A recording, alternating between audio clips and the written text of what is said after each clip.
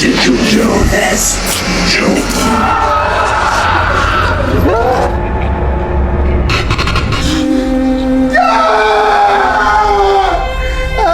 As long as he ate 10 dishes placed on the dead old man's body, he would inherit his $100 billion fortune. Such easy wealth surely hid some dark, untold secret, but the young man could no longer endure his life of poverty.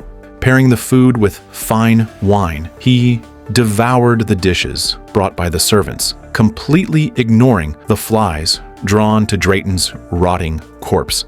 After the meal, even the leftovers weren't wasted. They were scraped into a bowl and poured onto Drayton's chest, forcing Rick to eat every last bit.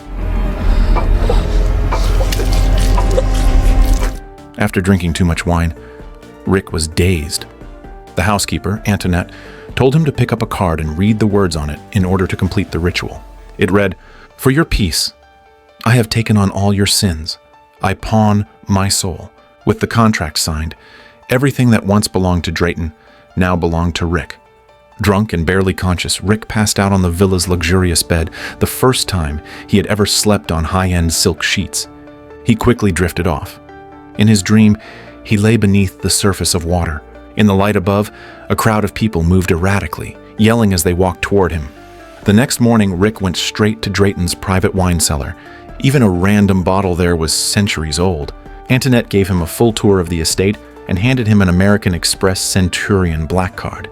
It was said that anything with a price could be bought with that card. Rick was still too naive.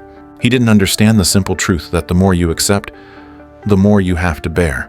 He brought a bottle of wine worth hundreds of thousands back to the bedroom, planning to enjoy a glass before going back to sleep. But he didn't notice a bleeding woman appearing in the hallway staring at him.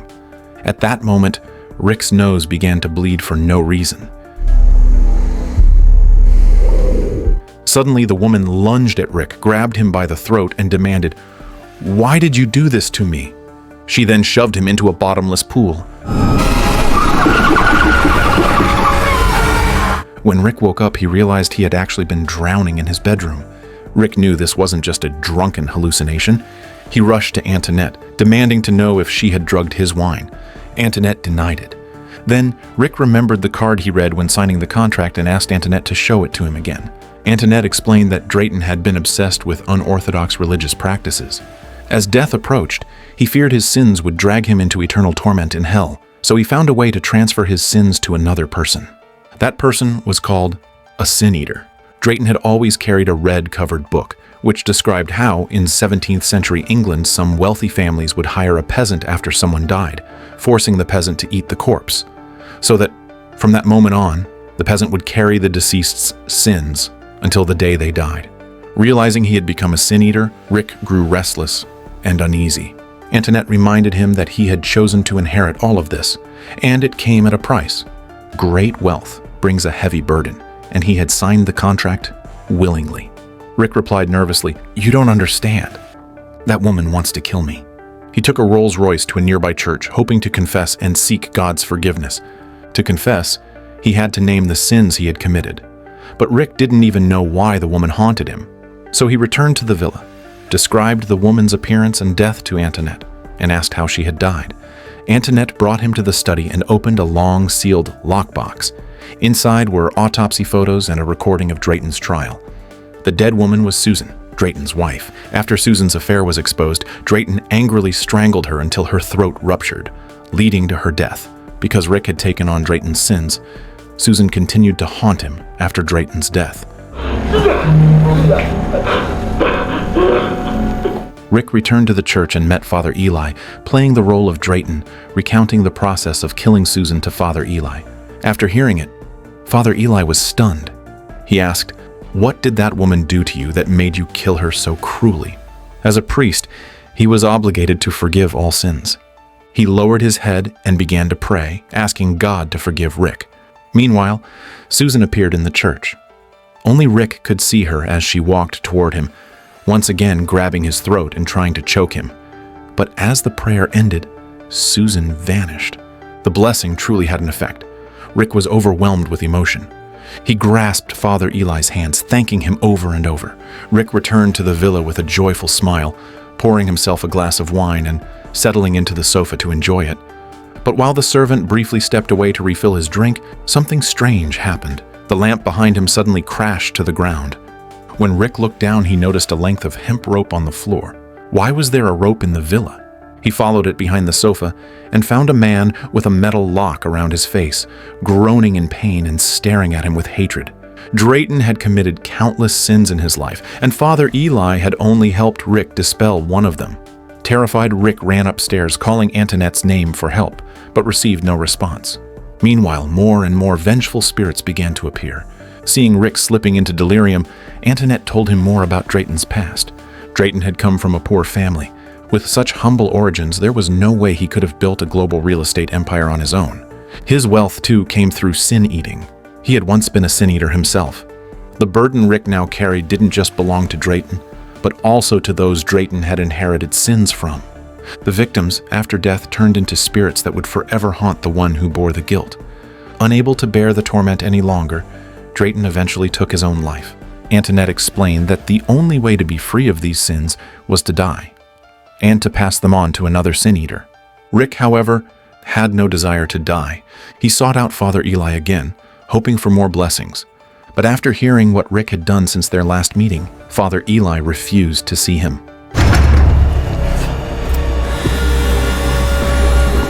Desperate, Rick returned to the villa and took sleeping pills, hoping to escape it all in sleep. But as soon as he lay down, the spirits returned. This time, it was a fat man who pinned Rick to the bed, his mouth oozing honey. Rick rolled off the bed, convulsing violently, white foam pouring from his mouth as he slipped into a near-death state. In that state, Rick found himself in a void. There he saw his deceased mother, calling him to come to her. Just as he was about to fall into her embrace, he was revived by a private doctor. Can you hear me now, Mr. Malone? The doctor told him that his heart had actually stopped.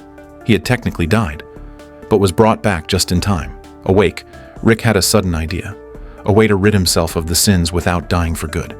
At that moment, Rick's old friend Jeremy called, desperate for help. He owed a huge debt and was being hunted. He asked Rick for money to pay it off. Rick got into his luxury car, ready to personally deliver the money to Jeremy. But when he arrived at Jeremy's apartment, there was no one there. Instead, he saw a ghostly figure on the bed, ready to take revenge. Rick aimed a gun at the spirit and pulled the trigger, only...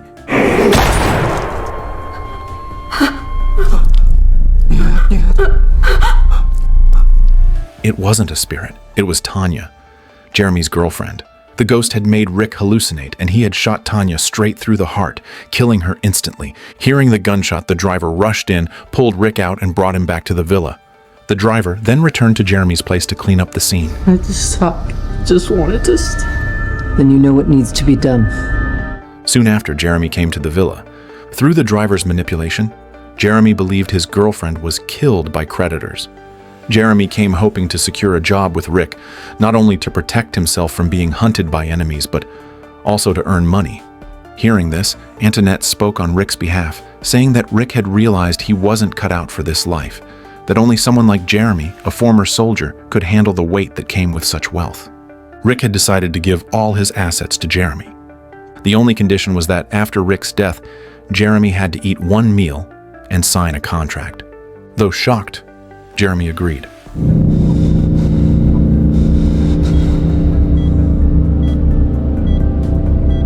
Antoinette brought in the private doctor, who would inject Rick with a drug to induce a temporary death lasting 4 minutes, long enough for Jeremy to complete the ritual meal. In his near-death state once again, Rick entered the void. This time, even more spirits appeared to claim revenge. Their deaths were bizarre and horrifying.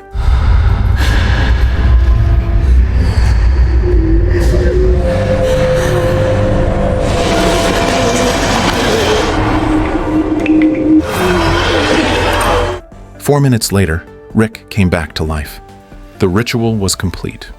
All of Drayton's wealth and his sins were now passed on to Jeremy. Relieved and unburdened, Rick returned to life as a construction worker. He had rid himself of Drayton's sins, but the ones he had committed himself still haunted him. He would sometimes see Tanya, the woman he had killed. Meanwhile, Jeremy began to slowly lose his mind under the torment of the vengeful spirits.